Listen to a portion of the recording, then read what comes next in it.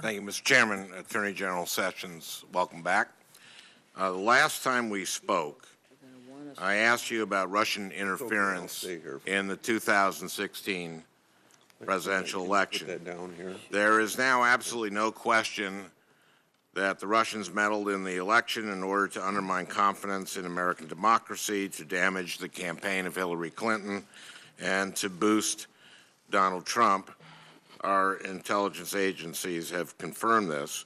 We also know that there were many contacts and communications between Russian operatives and Trump campaign officials and associates.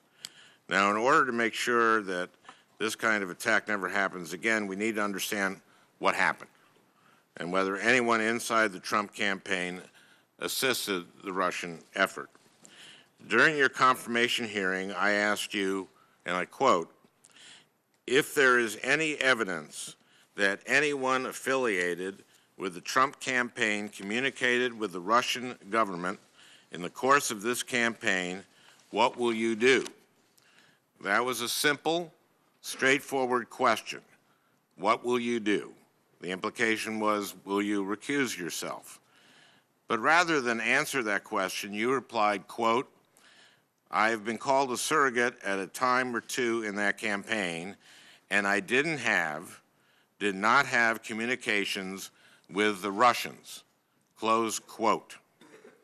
That was on January 10th. On February 8th, you were confirmed, and on March 1st, the Washington Post published a story that you met with Sergei Kislyak, the Russian ambassador, twice during the campaign, once in July on the 18th and once on September 8th. And it was later reported that you met with the Russian ambassador a third time at the Mayflower Hotel in April of 2016. Confronted with these reports, you subtly changed your story.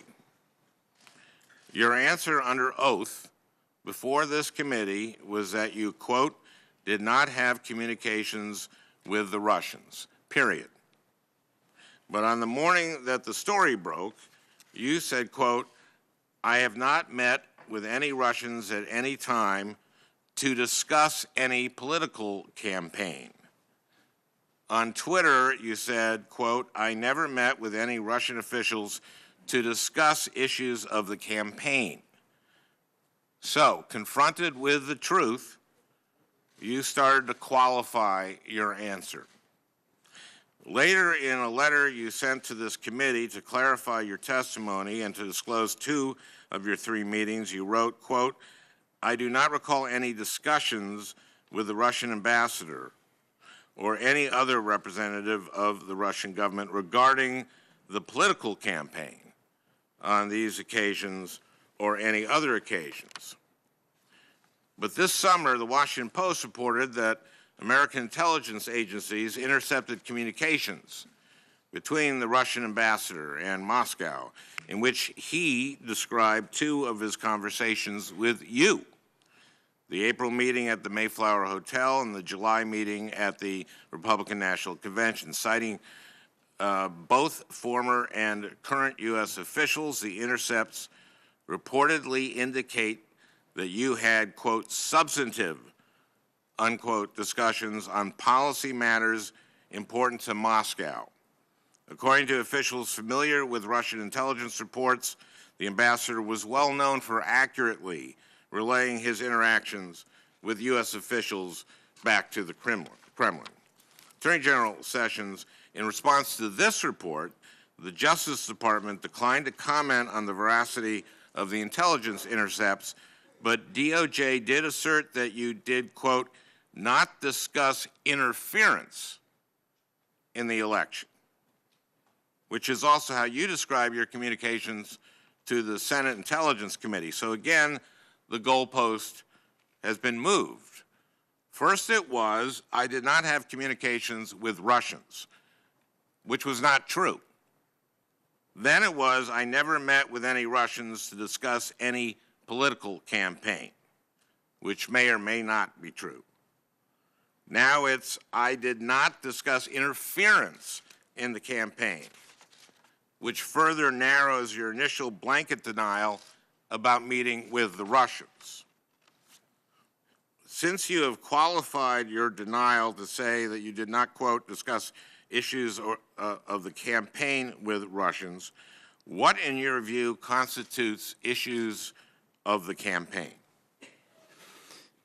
Well, let me just say this without hesitation, that I conducted no improper discussions with Russians at any time regarding a campaign or any other item facing this country. Okay, how do you know? I want to say that first. And that's been the suggestion that you've raised and others, that it was somehow we had conversations that were improper. May I suggest that... No, you had a long time, Senator Franken. I'd like to respond. Okay. I think I have a... Well, note that Senator Cruz went 2 minutes over, so I don't want... they're going to cut me off, and so I want to ask you some questions. No, I don't, Mr. Chairman, I don't have to sit in here and listen to his... You're the one who testified. Charges without having a chance to respond. Give me a break. Okay, thank you. Go ahead. Take whatever time. It was not a simple question, Senator Franken. I'm sorry? It was not a simple question. The lead-in to your question was very, very troubling.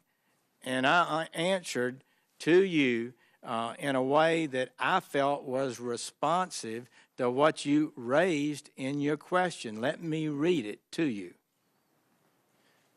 You said, CNN has just published a story, meaning that day, exactly. While we were in the hearing, that none of us had heard about. Keep reading. And I'm telling you this about this news story that's just been published. I'm not expecting you to know whether or not it's true, but CNN just published a story alleging that the intelligence community, that's of the United States of America, provided documents to the president-elect last week that included information that, quote, Russian operatives claimed to have compromising personal and financial information about Mr. Trump. You went on to say these documents also allegedly say, quote, there was a continuing exchange of information during the campaign between Trump's surrogates and intermediaries for the Russian government. Now, again, I'm telling you this as it's coming out, so you know, but if it's true, it's obviously extremely serious, and if there's any evidence that anyone affiliated with the Trump campaign communicated with the Russian government in the course of this campaign, what will you do? So, taken aback by this dramatic statement that I'd never heard before and knew nothing about, I responded this way. Senator Franken, I'm not aware of those activities. I have been called a surrogate a time or two in this campaign, and I did not have communications with the Russians, and I'm unable to comment on it. I don't think that can fairly be interpreted as saying I never had conversations with any Russians. It was referring directly to the suggestion that there was a continuing exchange of information between Trump surrogates and intermediaries for the Russian government, which did not happen, at least not to my knowledge, and not with me. And that's why I responded the way I do. And I'm disappointed. Yes, you can say what you want to about the accuracy of it, but I think it was a good faith response to a dramatic event at the time. And I don't think it's fair for you to suggest otherwise. 3 minutes and then finish? He took more than 3 minutes. No, he didn't. Yeah. He took about 2.5. Well, go. No. How much do you want? I don't want to take a lot of time bargaining with you. Well, I didn't take as much time as Senator Franken took. Hey, let me just deal with Senator Franken. 3 more minutes, please. Okay. First of all, you said I did not have communications with the Russians. This was about ongoing communications. You had 3 communications with Kislyak, and now you can't recall with answering Senator Leahy, you can't recall whether you discussed what you discussed with Kislyak. What I would And say so, to you is, please. okay, go ahead. You go make a lot of allegations, Senator. It's hard for me to respond to them in the time I've got. Can I have a little bit more time? Okay. You have said today in response to Senator Leahy that you don't recall whether you talked about the campaign, whether you don't recall whether you talked about issues and Trump's views on issues with Russia. Those are very, very relevant to the campaign, whether a surrogate from the campaign is talking with the Russian ambassador about the candidate's views on Russian policy, especially at the Republican National Convention, at the Mayflower Hotel the day before Trump is going to give his maiden speech on foreign policy. That's very different. Not being able to recall what you discussed with him is very different than saying, I have not had communications with the Russians. The ambassador from Russia is Russian. And how your how your responses morphed from I did not have communications with the Russians to I did not discuss substantive I did not discuss any the political campaign, and then finally going to I did not discuss interference in the election. That to me is moving the goalpost every time, and we're starting off with an extra point, and by the end we're going to a 75-yard field goal. If it has to be us, saying I didn't discuss interfering with the election is your last statement. That's a very different bar than I can tell you I did not meet with any Russians. Relatively short answer. So he gets to do about 10 minutes improperly framing this subject, and I'm given a short chance to respond? Proceed, please. But then we're going to You're call on spending, Senator first Sass. and foremost, Senator Franken, you and I have had a good relationship on this committee. I would tell my colleagues, I think most of you know, I've committed myself to a high level of public service, to reach the highest standards of ethics and decency in my service, to be honest about things that I say. And so you have now gone through this long talk that I believe is totally unfair to me. It all arose from this question.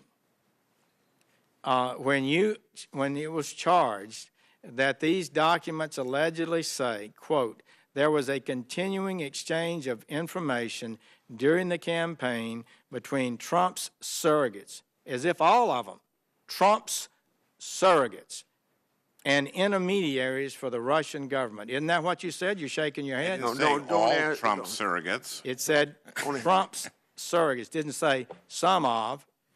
It said his surrogates. And I felt a need to respond. And I responded on the spot. We've been 6 hours in the hearing, the end of the day, and I said, I'm not aware of those activities. And I wasn't, and am not. I don't believe they occurred. And I said, I have been called a surrogate a time or two in that campaign, and I did not have communications with the Russians. I'm unable to comment on it. I was talking about it as a surrogate in the campaign. I didn't have a continuing series, a continuing exchange of information. So now everything else, so now you take that to say if I ever met with a Russian, I've not been candid with the committee, and I reject that. Senator Sass. General, thanks for being here. There was some drama there. Sorry to have added to the drama and distracted you for a minute. I was paying enough attention there that I dumped a Dr. Pepper on Senator Cruz, so that's what was distracting us on this side of the dais.